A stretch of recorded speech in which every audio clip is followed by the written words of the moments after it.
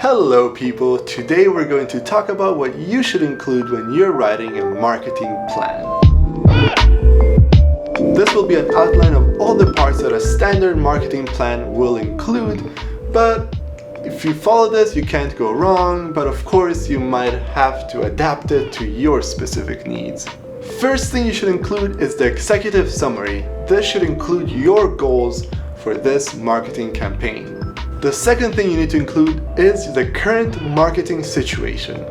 This part is going to be a bit research intensive.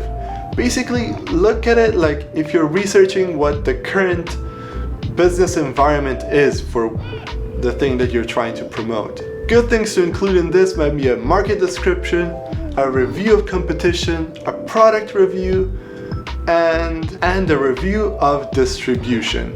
Next up, for your third section, you have to talk about threats and opportunities.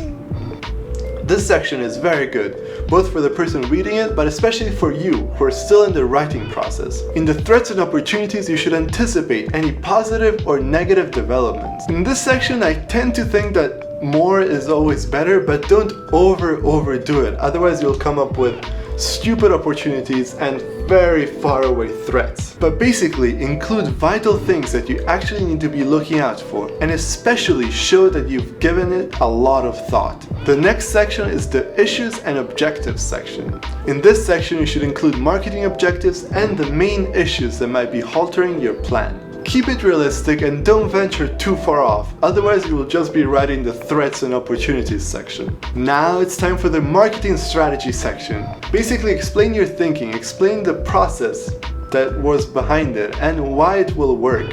Part of explaining your logic will also include explaining how you carried out the SDP, how you segmented, targeted, and positioned your product. Here you should also include your specific strategies like using online advertising or using old school advertising, using mass media advertising. Here you should also include your marketing mix. If you don't remember, there's a whole video about it, but anyways, the marketing mix is a set of tools and tactics that you're going to use. It's basically the ingredients for your potion, the ingredients for your marketing campaign.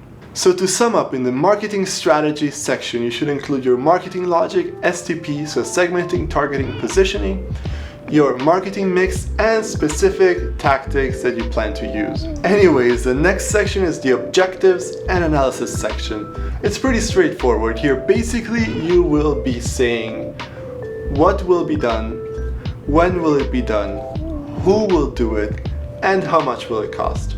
What, when, who, how much. Easy.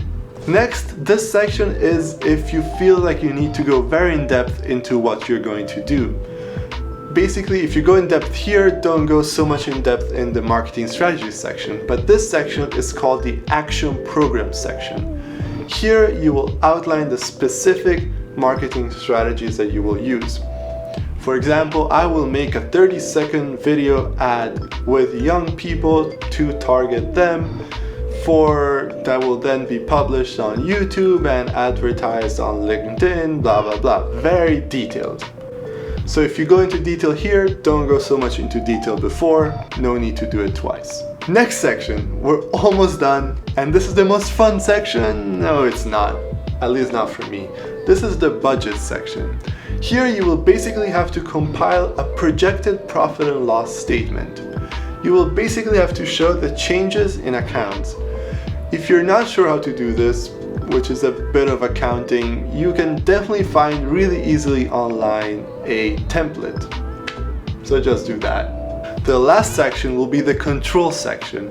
In this section, you will basically be defining how to measure and quantify the success of your campaign. We talked a bit about how to measure marketing success in the marketing return on investment video, but you have to make sure that you have some way of measuring success, otherwise you'll just be burning money. This concludes the outline for a great marketing plan.